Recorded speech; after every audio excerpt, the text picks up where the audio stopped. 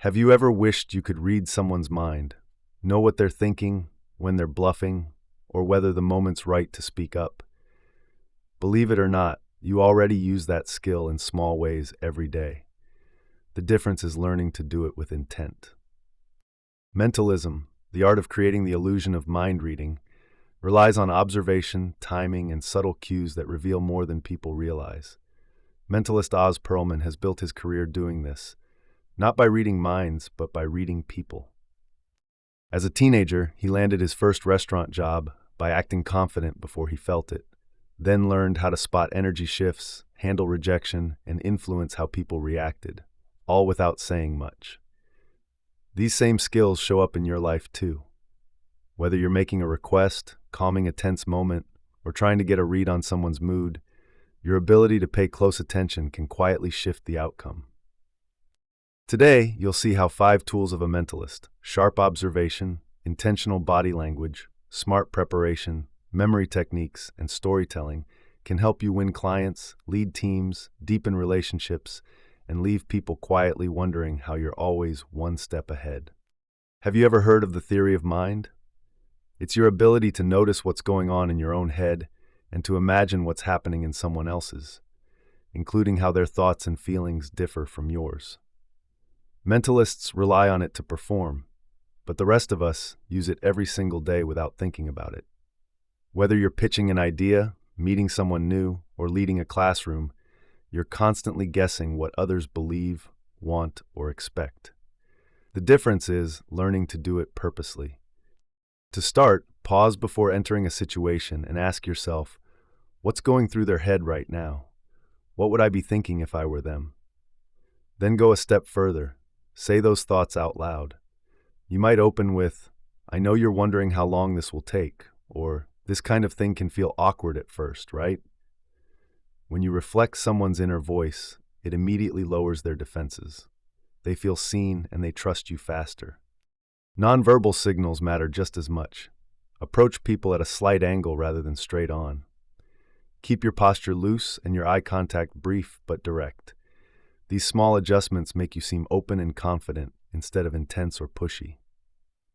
Then, build a habit of planning for every outcome. Before a big moment, think through what might go wrong and how you'll respond. If you're giving a talk, imagine the mic cuts out or someone interrupts. What will you do? Rehearse those responses mentally or even out loud. Doing this trains your mind to stay calm under pressure. This is where visualization comes in. Think of it as a detailed mental simulation rather than a quick snapshot of success. See yourself in the real setting, what the room looks like, how your body feels, what sounds you hear. Imagine not just the perfect version, but every variation. The audience is distracted. You forget a line, then you recover. The more detail you include, the more prepared your brain is to act under pressure. This combination of awareness, expression, and rehearsal helps you connect with people and stay in control when it matters most. Do you think you need a wild life story or a resume packed with achievements to be the most interesting person in the room? Think again. All you need to be is the most interested. When you turn your focus outward, people light up. Ask genuine questions, but don't stop there. Reflect what you hear back to them in simple language. A line like, "So that mattered because," shows you're really listening. It makes the other person feel seen, and that feeling opens the door to trust, connection, and influence. Status can get in the way of that. If someone's the CEO, a celebrity, a starting quarterback, or the natural center of attention, others instinctively hold back. So find ways to level the field. Give the high-status person a small role that's human and warm, something that lets the rest of the room see that they're just another person. That one shift relaxes the entire group. Another easy way to connect: take notes. And no, not while you're speaking, but right after a conversation. While it's still fresh, jot down the name, a personal detail, and one thing they care about. Then bring it up, briefly, the next time you see them. How'd your daughter do in the spelling bee? That one moment can make someone feel remembered and important. It feels like magic. Just don't overdo it. One recalled detail is thoughtful. 5 start to feel weird. Empathy matters just as much. Tune in to how someone's feeling and adjust your tone before you speak. If they're overwhelmed, acknowledge it. If they're upbeat, match that energy. When people feel you're aligned with them emotionally, they trust you faster, and they stay open. And if you really want to stick in someone's mind, leave while things are going well. Don't linger. End with a laugh, a smile, or a sense of lift. That last impression will shape how they remember you and how much they want to see you again. Another mentalist once asked Pearlman how he'd managed to book so many TV appearances. Pearlman turned the question back on him. "Well, what have you tried?" The man hadn't done anything. That moment reveals the real problem. Most people wait for opportunity instead of creating it. Momentum begins when you stop leaving your future in someone else's hands. Whether it's following up with a producer or buying the URL for your idea, start now and keep a simple cadence, like creating one new piece each month so you're ready when the timing's right. Instead of being overwhelmed by the big picture, work backward. Define your goal in clear, specific terms. Be healthier becomes lower my A1C to 5.7 in 12 months. Get ahead at work becomes book 3 new clients this quarter. Specifics create direction, and direction leads to movement. Then make it SMART: specific, measurable, achievable, relevant, time-bound, and break it into daily moves. For weight loss, that can mean creating a roughly 500-calorie daily gap through food, activity, or both. Shrink your goal further to find your first action. This taps the Zeigarnik effect, your brain's tendency to fixate on unfinished tasks and create tension that pushes you to complete them. Part of that resistance is wiring. The limbic system chases short-term comfort while the prefrontal cortex plans and regulates. Fear of failure, weak time skills, or low confidence can tilt you toward delay, while naming the cause helps you counter it. Repeated efforts lay down faster pathways, like stamping a trail through deep snow until the route is easy to walk. The first 2 weeks can be rough. You'll probably experience craving spikes and mood dips, so run a short-time misdirection, promising yourself you can have it later. For example, if you have a food craving, eat a banana, drink water, and then set a 10-minute timer. When the timer ends, reassess your urge. It's often shrunk enough for you to stay on plan. Don't rely on your willpower to see things through. It will fade. Instead, share your goal out loud. Tell people. Put it in writing. External accountability will strengthen your commitment and keep you moving when your motivation dips. When you hit a milestone, pause and acknowledge it. Raising the bar is fine, but claim the win before you move it. When progress feels slow or imperfect, don't freeze. Restart. The goal was never perfection. The goal is to keep taking the next step today. Most of us assume our memory isn't that great, but more often, we just didn't pay enough attention in the first place. Forgetting names or facts is usually a failure of imprinting, not recall.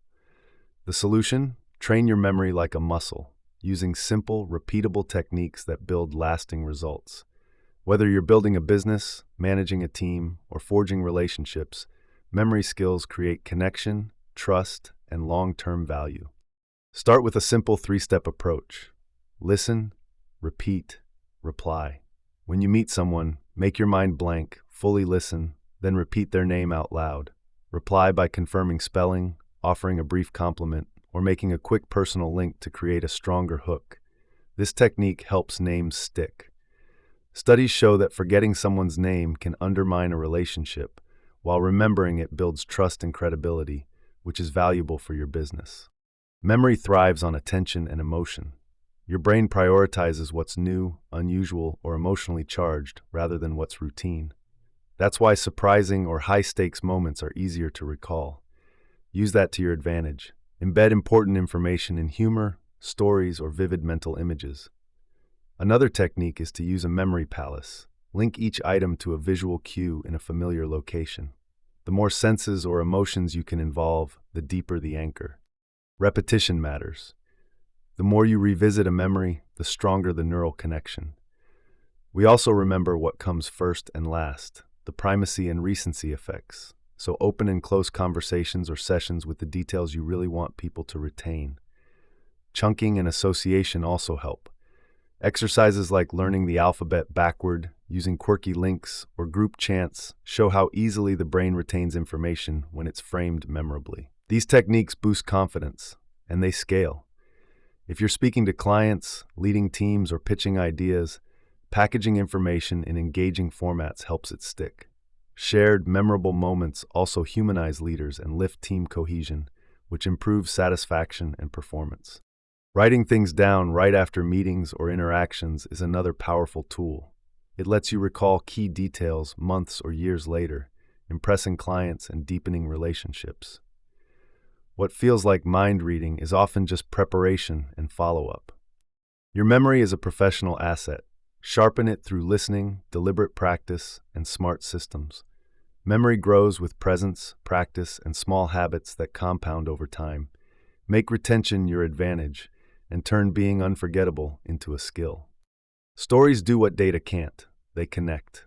They help people remember, care, and take action. Neuroscience backs this up. When you hear a story, your brain lights up with emotion, attention, and empathy. Stories trigger cortisol for memory, dopamine for motivation, and oxytocin for connection. This makes storytelling a tool of persuasion, influence, and leadership. 2 real stories from Pearlman's life show how this works, and how storytelling helped define his personal and professional path. In 2003, during a 10-week analyst program at Merrill Lynch, Pearlman and fellow trainees pulled off an elaborate prank at Underbar, a celebrity nightclub in NYC's W Hotel. They posed as Prince Harry's entourage, complete with security, rolls, and fake earpieces. A British trainee played the prince. The stunt, executed with confidence and precision, convinced staff, clubgoers, and even the media. Us Weekly ran a blurb saying Prince Harry had partied there. It was all performance, carefully staged, well acted, and unforgettable, and it showed the power of commitment, planning, and group cohesion. But not all stories are glamorous. In college, a drunken night at Ferris State University ended with Pearlman stealing a broken Papa John's phone and uniforms as a joke. He and friends wore the gear to a house party, play-acting pizza delivery. Then someone tipped off the store. The police arrived, and Pearlman was arrested, held in Mecosta County Jail, and charged with felony larceny. With real consequences looming, he leaned on his card magic, performing for hours and captivating everyone around him, even the guards. That weekend became a crucible, teaching Pearlman the value of self-control, foresight, and reputation. He later avoided a criminal record through Michigan's Holmes Youthful Trainee Act. The lesson is simple: tell better stories. Whether you're pitching an idea, leading a team, or fixing a mistake, people follow what they feel. So wrap your message in emotion and narrative. Make it real. Make it memorable. And remember, the best way to win the room isn't by impressing people, it's by connecting with them.